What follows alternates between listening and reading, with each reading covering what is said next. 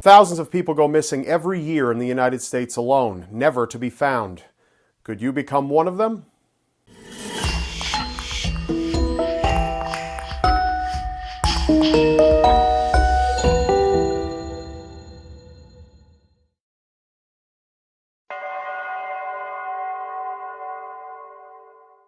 When Gary Butler returned home after work on January 25, 2006 to find his two sons, ages 2 and 4, left unattended, he knew something was wrong. His wife Teresa was nowhere to be found, and she would have never left the children alone. Panicked, he contacted police, who immediately began working on the case. With no signs of forced entry or a struggle, and with the children having no idea where their mother went or how she went about leaving, it began to seem like Teresa just up and left. There were few items missing, however, their absence was strange. The items missing included a video camera, a flashlight, Teresa's purse and cell phone, a PlayStation with games, and a stereo from the couple's Jeep. One thing left behind were Teresa's rings. She took them off every night before bed, and where she left them, that's where they remained, untouched. She also left her jacket behind, something you don't normally leave the house without during the winter months. What makes this all the stranger is that Teresa's cell phone had made 2 calls after her disappearance,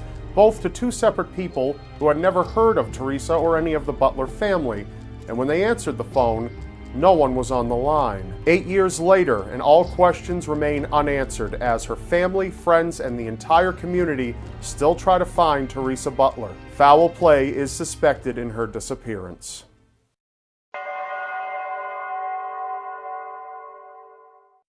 In 1998, 19-year-old Tara Calico had a very tight schedule. On top of studying to become a psychologist, she held down a job at a local bank and liked to remain fit with activities such as tennis and bike riding. Tara took off for a bike ride on Highway 47, a short distance from her New Mexico home. Before she left, she asked her mother to come and get her if she wasn't back by noon, just in case she had managed to get a flat tire, something she was familiar with in the past. Tara wasn't back by noon, so her mother promptly left to go and retrieve her.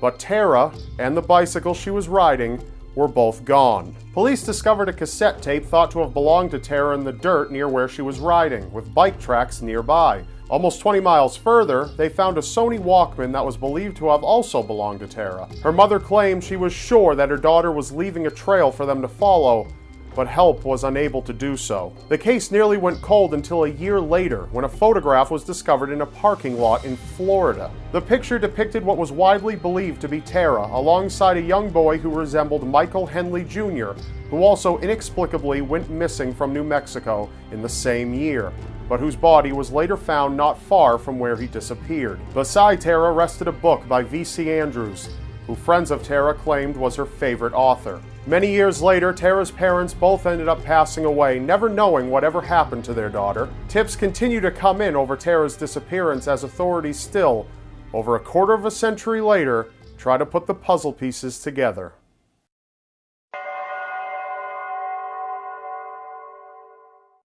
The Bradley family were enjoying their time on a cruise through the Caribbean, having as much fun as any family should. That was before everything turned upside down when 23-year-old daughter Amy went missing aboard the ship. Amy had been having a great time, dancing most of the night.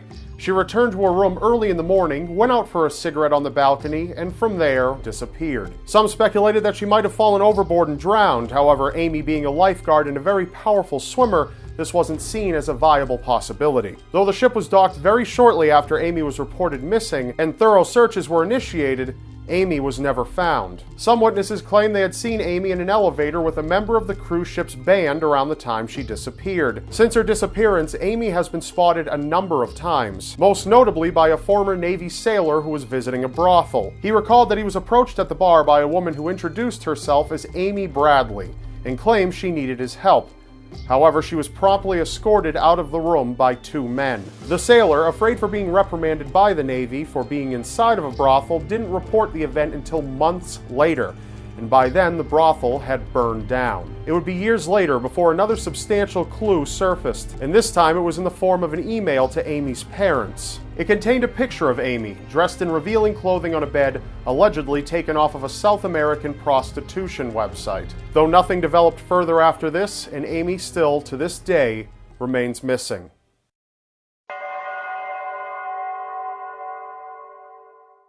Diane Augut had a troubled past involving alcohol and drug abuse. On top of this, she also suffered from bipolar disorder, which she required medication for. Without her medication, Diane left her residence in Odessa, Florida at 11 a.m. on April 10, 1998, never to be seen by family or friends ever again. However, that wasn't the last she was heard from. 3 days after she went missing, Diane's mother came home to find a very eerie message left on her answering machine. The message was from her daughter, who said aloud, "Help!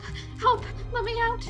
Sounds could be heard consistent with someone trying to take the phone away from Diane, and the last thing she was able to say was, "Hey, give me that!" before the call ended. The caller ID read one word, Starlight, and when Diane's mother promptly tried calling back, no one answered. It would be only 3 days before another sign of Diane would come to surface, but this one even eerier than the last. A witness had claimed that he had seen Diane walking around 20 miles away from her home only 1 day after she was reported missing. It was this area where the severed tip of Diane's right middle finger was found on the side of the road. Still, authorities had no idea where to look for Diane. I mean, it is Florida after all, why should they know what they're doing? But the case had more to offer. 2 weeks after Diane's disappearance, a customer approached an ice freezer outside of a convenience store in Odessa. Opening it, they discovered a bag. Inside the bag were neatly folded clothes. The clothes belonged to Diane.